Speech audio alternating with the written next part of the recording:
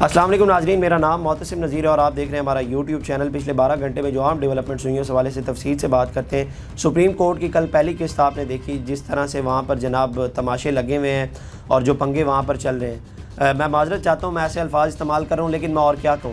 پر آج اس کی دوسری قسط ہے اور آج اس کا دوسرا دن ہے، اور اس کے بعد جو ایک دوسرا پنگا چل رہا ہے وہ اڈیالہ جیل میں ہے۔ جو خبر وہاں سے نکلی ہے بیرسٹر گور کے حوالے سے، اس میں بھی ڈیولپمنٹس ہوئی ہیں، اس حوالے سے بھی بتاتا ہوں۔ اور جو تیسرا پنگا چل رہا ہے وہ جناب وزیر اعظم ہاؤس سے آیا ہے اور وہاں سے بڑے بڑے دعوے کیے ہیں، اور مجھے تو ڈر لگ رہا ہے کہیں ہمارا مذاق ہی نہ بن جائے۔ اور کلیم یہ کیا گیا ہے، جو اقوام متحدہ میں جو شہباز شریف صاحب نے تقریر کی ہے، اس میں یوٹیوب کے اوپر سب سے زیادہ ویوز وزیر اعظم، ہمارے جو وزیر اعظم ہیں ان کی تقریر کے اوپر آئے ہیں۔ اس میں بھی کچھ جھول ہے، اس حوالے سے بھی میں بات کرتا ہوں، لیکن سب سے پہلے آغاز کرتے ہیں عمران خان کے حوالے سے۔ وی نیوز نے ایک خبر دی تھی کل زبیر نیازی صاحب نے، اور انہوں نے بتایا تھا کہ جی عمران خان صاحب نے کلاس لی ہے خاصی اچھی اعظم سواتی صاحب کی، اور بیرسٹر گور کے حوالے سے بھی انہوں نے کہا ہے کہ جی انہوں نے اگر احتجاج مؤخر کیا ہے تو وہ بزدل آدمی ہے، انہیں نکال دینا چاہیے پارٹی سے۔ اور اعظم سواتی صاحب کی بھی بڑی اچھی کلاس لی۔ اب اس کے 2-3 گھنٹے بعد ہی پی ٹی آئی نے اس کو کور بھی کرنا تھا اور اس کو دبانے کی بھی کوشش کی گئی، اور یہ جو ذمہ داری تھی یہ شیخ وقاص اکرم کے کاندھوں پر ڈالی گئی۔ تو شیخ وقاص اکرم ابھی 2-3 دن پہلے ہی سیکرٹری اطلاعات کے عہدے پر بیٹھے، انہیں یہ پہلا ٹاسک دیا گیا ہے، تو انہوں نے ایک ویڈیو پیغام جاری کیا۔ انہوں نے کہا کہ جی سوشل میڈیا پر اور ٹی وی چینلز پر عمران خان کے حوالے سے خبر گردش کر رہی ہے کہ بانی پی ٹی آئی کے حوالے سے ایک بیان منسوب کیا گیا ہے، جس میں گنڈا پور اور چیئرمین بیرسٹر گور کی ذات سے منسوب یہ بیان من گھڑت ہے۔ کارکن بے بنیاد پروپیگنڈے پر توجہ نہ دیں، کارکن اپنے احتجاج پر توجہ دیں اور انقلاب پر توجہ دیں۔ اس کے بعد بیرسٹر گور صاحب نے بھی ان کی اس ویڈیو کو شیئر کیا، اور اس کے بعد کل رات کو وہ حامد میر صاحب کے شو پر بھی آئے ہوئے تھے، وہاں پر بھی انہوں نے کہا کہ جی مجھے افسوس ہوتا ہے کہ جس طرح کی خبریں پھیلائی جا رہی ہیں اور یہ فیک نیوز پھیلائی جا رہی ہے، حالانکہ میرے پاس یہ جو چیئرمین شپ ہے یہ عمران خان صاحب کی امانت ہے، اور جب وہ باہر آئیں گے میں انہیں یہ امانت ان کے حوالے کر دوں گا۔ اس کے بعد یہ تو شیخ وقاص اکرم کا بیان آیا، اور اس کے بعد بیرسٹر گور کا پی ٹی آئی کے آفیشیل اکاؤنٹ سے عمران خان کی ایک سٹیٹمنٹ آئی، اس میں لکھا گیا جی، وہ ٹویٹ کیا گیا، وہ ٹویٹ میں پہلے آپ کو پڑھ کے بتاتا ہوں، پھر میں بتاتا ہوں کہ یہ جھول کہاں پر ہے۔ اس میں کہا گیا جی کہ اس وقت سارا جو لنڈن پلان ہے وہ پوری طرح بے نقاب ہو چکا ہے، جس کے مطابق تحریک انصاف کو کرش کرنا، نواز شریف کے کیس معاف کروانا اور عمران خان کو جیل میں ڈالا جانا تھا۔ اس پلان کے تحت قاضی فائز عیسیٰ، جو کہ امپائر کی جگہ کھلاڑی بن کر کھیل رہا ہے، وہ اس پلان کا مرکزی کردار بنا ہوا ہے۔ قاضی فائز عیسیٰ ہم پر ظلم کو تحفظ دے رہا ہے، اس نے ہمارے بنیادی حقوق، الیکشن لیول پلینگ فیلڈ، خواتین پر ظلم اور ہمارے ساتھ ہوئے ظلم پر مبنی کیس کھولنے کے بجائے ہر وہ کیس سن رہا ہے جس میں ہماری سیاسی شناخت کو مسخ کیا جا سکے۔ قاضی کا کردار جسٹس منیر والا ہے، بلکہ یہ جسٹس منیر پرو میکس بن گیا ہے، کیونکہ اس کا ہر فیصلہ قانون کے خلاف اور ایکسٹینشن مافیا کے حق میں ہوتا ہے۔ ایکسٹینشن مافیا نے اپنی ایکسٹینشن کے لیے ملک کو تباہ کرنے کا تہیہ کر رکھا ہے، اور ہم ایکسٹینشن مافیا کا راستہ پرامن احتجاج سے روکیں گے۔ ایکسٹینشن مافیا جعلی پارلیمنٹ کے ذریعے آئین کا تشخص تباہ کرنے کے لیے ایک انتہائی گھناؤنی سازش کر کے آئین میں ترمیم کا منصوبہ بنا رہے ہیں۔ میں ان تمام کو اس آئینی ترمیم سے باز رہنے کی تنبیہ کرتا ہوں۔ لنڈن پلان کے مطابق نواز شریف کو کپتان بنایا جانا تھا، لیکن اس کے ساتھ بھی دھوکہ ہوا، اور تھرڈ امپائر خود ہی کپتان بن گیا اور نواز شریف کو 12واں کھلاڑی بنا دیا۔ شہباز شریف آج کل بہت بیان بازی کر رہا ہے، اور 9 مئی جو نون لیگ کی انشورنس پالیسی ہے اس کا ذمہ دار بار بار ہمیں ٹھہرایا جاتا ہے۔ میں اس سے کہتا ہوں کہ ہمت کرو اور ان سے پوچھو کہ 9 مئی کی سی سی ٹی وی فوٹیجز کہاں ہیں۔ فوٹیج ملنے سے یہ کیس فوراً حل ہو جائے گا۔ علی امین گنڈا پور نے بڑا زبردست بیان دیا ہے، میں اس کے بیان کی مکمل تائید کرتا ہوں۔ جب معاشرے سے انصاف اٹھ جاتا ہے تو پھر معاملہ انقلاب کی جانب جاتا ہے، اور جس طرح کی بے انصافی ہمارے ساتھ ہو رہی ہے اب انقلاب ہی آئے گا۔ ہماری خواتین جیلوں میں پڑی ہیں لیکن کوئی ان کے کیسز نہیں سن رہا۔ 80 سالہ بزرگ خاتون پر دہشت گردی کا پرچہ کاٹا گیا، لیکن سسٹم میں سے کسی کو تکلیف نہیں ہوئی۔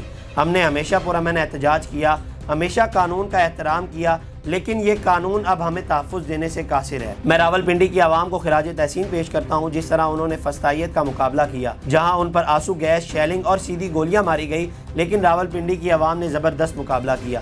اس کے بعد انہوں نے کہا کہ جی عدلیہ کی آزادی اور جمہوریت کے لیے ہم 2 اکتوبر کو میاں والی، فیصل آباد اور بہاولپور میں بھرپور احتجاج کریں گے، اور 5 اکتوبر کو لاہور میں مینار پاکستان پر بھی احتجاج کریں گے، جبکہ اسلام آباد کے لیے میں نے علی امین گنڈا پور کو 4 اکتوبر بروز جمعہ ڈی چوک میں احتجاج کی کال دینے کا پیغام دیا ہے۔ اب میں یہ بات مان ہی نہیں سکتا کہ یہ خان صاحب نے تمام تر باتیں کی ہیں۔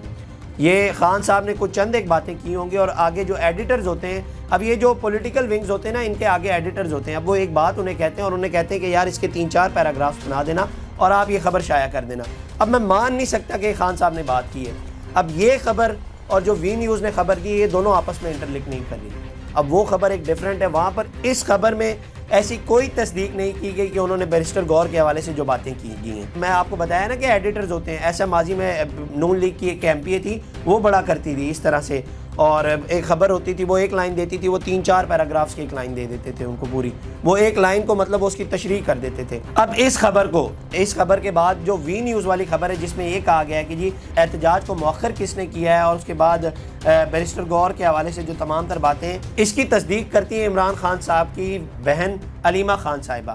وہ کیا کہتی ہیں وہ سنیے گا پہلے. انہوں نے کہا کہ جی بانی پی ٹی آئی نے آج کہا ہے کہ احتجاج کبھی روکا نہیں جاتا, نہ پرسوں رکنا چاہیے تھا. مطلب یہ بات انہوں نے کی اور یہ اس خبر میں بات آپ کو نظر نہیں آ رہی. انہوں نے مزید کہا کہ جی عمران خان کی رہائی کے لیے ہمارے پاس احتجاج کے علاوہ کوئی راستہ نہیں. عمران خان کو اگر جیل سے نکالنا ہے اور فسطائیت کو ختم کرنا ہے تو پرامن احتجاج جاری رکھنا ہوگا. اگر ہم پرامن احتجاج نہیں کریں گے تو عمران خان کو باہر آنے کے بجائے فوجی جیل میں ڈال دیں. راولپنڈی کی عوام اپنی اور عدلیہ کی آزادی کے لیے پرامن احتجاج کے لیے نکلے تھے. سامنے پولیس نہیں, کالے کپڑوں میں کوئی اسپیشل یونٹ تھا جو لوگوں پر ربڑ کی گولیوں کی بوچھاڑ کر رہا تھا. علی امین گنڈا پور کا بہت بڑا قافلہ تھا, اس پر فائرنگ کی گئی. وفاق میں 17 اور پنجاب میں 25 سیٹوں کی حکومت خوف زدہ ہے. ہمیں بانی پی ٹی آئی اب آزاد چاہیے. ہمارا احتجاج جاری رہے گا, یہ نہیں رکے گا. اس کے علاوہ عمران خان اور پی ٹی آئی کارکنان کی رہائی کا کوئی اور راستہ نہیں ہے. لوگوں کو آئینی حق کے لیے نکلنا چاہیے. بانی پی ٹی آئی کی سالگرہ والے دن لاہور میں بھی مینار پاکستان پر احتجاج ہوگا. یہ ساری باتیں انہوں نے کی, لیکن جو پہلی بات انہوں نے کی کہ انہوں نے کہا ہے کہ جی احتجاج رکتا نہیں ہے اور کس نے روکا ہے, یہ ساری بات جو ٹویٹ پی ٹی آئی کے آفیشیل اکاؤنٹ سے کیا گیا ہے اس بات میں اس بات کا کہیں پر بھی ذکر نہیں کیا گیا. اور یہ جو علیمہ خان صاحبہ نے بات کی ہے یہ اس بات کی تصدیق کرتی ہے جو وی نیوز نے خبر دی ہے. پہلے بھی پایا جاتا ہے ڈسٹرسٹ والا کھیل پی ٹی آئی کے اندر کہ اس کے اندر کچھ ایسے لوگ ہیں جو دونوں طرف کھیل رہے ہیں, جو بالنگ بھی کر رہے ہیں اور بیٹنگ بھی کر رہے ہیں اور بتا نہیں رہے. اس کے بعد آگے آ جاتے ہیں جی جو وزیر اعظم شہباز شریف صاحب نے اقوام متحدہ میں جو خطاب کیا ہے اس کے حوالے سے جناب کل ایک خبر بریک کر دی گئی ہے. وہ نون لیگ کے ایک بڑے اچھے صحافی ہیں, انہوں نے خبر بریک کی ہے اور انہوں نے کہا ہے کہ جی جو وزیر اعظم شہباز شریف صاحب کی تقریر تھی اس کے اوپر سب سے زیادہ ریکارڈ ویوز آئے یوٹیوب کے اوپر جو عالمی لیڈرز سارے تھے. اور پھر اس کے بعد ہم نے فیکٹس چیک کیے, مطلب وہ جو ویوز ادھر دیے گئے ہیں وہ 137 کے ٹھیک ہیں, جب تک ہم یہ ولاگ ریکارڈ کریں تب تک 137 کے. جب ہم نے پھر فیکٹ چیک کیے, ظاہری بات ہے ہمارا بھی یوٹیوب چینل ہے, ہم نے چیک کیا تو بینجامن نیتن یاہو کی تقریر کے اوپر سب سے زیادہ ویوز تھے. اس کی کوئی بھی وجہ ہو سکتی ہے کہ لوگ ان سے نفرت بہت کرتے ہیں جو مسلم ممالک ہیں کہ وہ کیا بکواس کرتا ہے اس کو سننے کے لیے جاتے ہیں, اس کی ایک وجہ یہ بھی ہو سکتی ہے. لیکن جب پھر ہم نے اس بات کی تصدیق کرنے کی کوشش کی کہ اس کی کیا وجہ ہے, یہ خبر کیوں دی گئی, تو 2-3 بندوں سے ہماری بات ہوئی تو انہوں نے کہا کہ جی ہم چونکہ اسرائیل کو مانتے ہی نہیں ہیں تو اس وجہ سے جب ہم اسرائیل کو نہیں مانتے تو ہم ان کے وزیر اعظم کو بھی نہیں مانتے, تو الٹیمیٹلی دوسرے نمبر پر شہباز شریف صاحب ہیں تو وہی پہلے نمبر پہ آتے ہیں. یہ ریزن سمجھ میں نہیں آئے. انہوں نے کہا کہ جی ہم تو ان کو مانتے ہی نہیں ہیں. اب میں حیران ہوتا ہوں کہ ہمارے جو مین سٹریم کے بڑے بڑے چینلز ہیں, جیو, سما, دنیا, ان ساروں نے یہ خبر بریک کی اور ان ساروں نے یہ کہا ہے کہ ریکارڈ ویوز آئیں. کسی نے اس کی اوتھینٹیکیشن چیک کرنے کی کوشش نہیں کی, کسی نے نہیں چیک کیا کہ اس خبر میں کتنی صداقت ہے, سب نے خبر پوسٹ کر دی اور کسی نے نہیں بتایا. میں حیران ہوتا ہوں کل کو عالمی میڈیا یہی خبر جب اس کے فیکٹس چیک کرے گا اور وزیر اعظم ہاؤس کی خبر کے فیکٹس چیک کرے گا, یہ کتنی امبیرسمنٹ کی بات ہوگی کہ وہ وزیر اعظم ہاؤس کی خبر کے فیکٹس چیک کرے گا اور فیکٹس میں جھول نکلتا ہے تو وہ کیا کہے گا.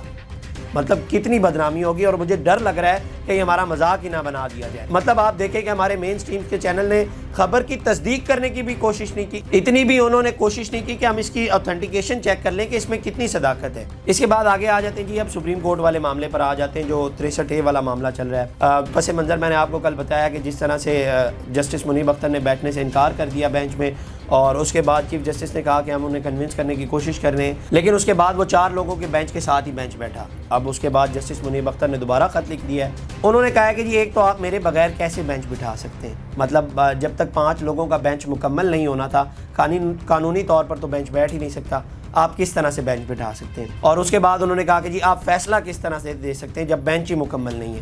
اور کسی حد تک ان کی ایک بات درست بھی ہے, اگر بینچ پورا نہ ہو یا تو بینچ پورا تبدیل کیا جاتا ہے یا اس جج کی ریپلیسمنٹ کی جاتی ہے, لیکن اس کے بغیر آپ لوگ نہیں بیٹھ سکتے. لیکن میں نے کل والے ولاگ میں بھی آپ کو بتایا کہ جب یہ فیصلہ آیا تھا تو اس کے آتھر جسٹس منیب اختر تھے, تو ان کا اس بینچ میں ہونا لازمی, انٹل اور انلیس وہ بیمار ہوتے ہیں یا وہ نہیں ہوتے اپنی کرسی پہ, ان کی جگہ کوئی اور آ جاتا ہے, لیکن اگر وہ موجود ہیں تو ان کا بینچ میں بیٹھنا لازمی ہے. تو اس کے حوالے سے چیف جسٹس نے کہا ہم ان کو کنونس کرنے کی کوشش کر رہے ہیں اور منا رہے ہیں، اگر وہ نہیں مانتے تو ہم ان کی ریپلیسمنٹ دیکھیں گے، اور ریپلیسمنٹ دیکھنے کے بجائے کل جو 4 لوگ تھے ان کا بینچ بیٹھا، حالانکہ 5 رکنی بینچ تھا، مکمل بینچ نہیں بیٹھا تھا، تو اس کے اوپر جسٹس منیب اختر نے سوال اٹھا دیے۔ اب آج اس کی سماعت ہونی ہے، اب آج دیکھتے ہیں آج کیا ڈیولپمنٹس ہوتی ہیں، چینجنگز آتی ہیں، جج چینج ہوتا ہے، کیا ہوتا ہے، پورا بینچ چینج ہوتا ہے۔ لیکن اگر یہ 63A ہو جاتی ہے اور فلور کراسنگ ہو جاتی ہے اور حکومت آئینی ترمیم بل پاس کروا لیتی تو یہ بینچ فکسنگ کا الزام بھی لگ جائے گا ان کے اوپر۔ جائز بات ہے، جو ابھی ججز پیچھے بیٹھے ہوئے جسٹس منصور علی شاہ اور جسٹس منیب اختر، وہ تو ابھی سے کہہ رہے ہیں کہ وہ جو کمیٹی بنائی تھی وہ بھی آپ نے کس قانونی حیثیت سے بنائی ہے، اور اس کے بعد اس بینچ کے اوپر بھی بہت سارے سوالات اٹھ رہے ہیں، اور اس کے بعد اگر یہ ترمیم پاس ہو جاتی ہے اور یہ فلور کراسنگ ہو جاتی ہے تو اس کے بعد یہ بینچ فکسنگ والا الزام بھی لگ جائے گا۔ اچھا جی، اڈیالہ جیل سے بڑی عام ڈیولپمنٹ آئی ہے، وہاں سابق MNA علی وزیر ہیں، وہ کل رات کو اڈیالہ جیل سے رہا ہوئے ہیں اور وہیں سے انہیں دوبارہ گرفتار کر لیا گیا ہے، یہ ڈیولپمنٹ ہوئی ہے۔ اور اس کے بعد ایک بڑی افسوسناک خبر آئی ہے، اسرائیل نے لبنان کے اوپر زمینی حملہ کر دیا اور کہا یہ جا رہا ہے کہ جو لبنان کی سرحدیں وہاں پر اسرائیل نے انہیں فوجی چھاؤنی ڈکلیئر کر دی ہے، اور فلسطین پاپولر فرنٹ نے اپنے کچھ رہنماؤں کی شہادت کی بھی تصدیق کی ہے۔ یہ وہی حملہ ہے جس کے حوالے سے چند دنوں سے کہا جا رہا تھا اور یہ حملہ بھی ہو چکا ہے۔ بڑے افسوس سے یہ کہنا پڑ رہا ہے کہ جو ہمارے مسلم ممالک کے رہنما ہیں وہ خواب خرگوش میں سوئے ہوئے ہیں یا پتہ نہیں کہاں پر ہیں، انہیں یہ سب کچھ یہ ظلم ہوتا ہوا نظر ہی نہیں آ رہا کہ جس طرح سے فلسطین کے اندر ظلم ہو رہا ہے، وہاں پر بچوں کے اوپر ظلم ہو رہا ہے، عورتوں کے اوپر ظلم ہو رہا ہے، یا انہیں وہ نظر نہیں آ رہا۔ یہ تھی آج کی ڈیولپمنٹس، اس حوالے سے آپ کو بتایا۔ آپ کی کیا رائے ہے کمنٹ سیکشن میں ہمیں ضرور بتائیے گا، اور ہماری کوئی غلطی ہو تو ہمیں لازمی بتائیں تاکہ ہم اس کی توسیع کریں۔ اب تک کے لیے اتنے، اپنے میزبان کو دیجیے اجازت، اللہ نگہبان۔ اس طرح کی اور ویڈیوز دیکھنے کے لیے سبسکرائب کیجیے ہمارا چینل اور دیکھتے رہیے PSP KG نیوز۔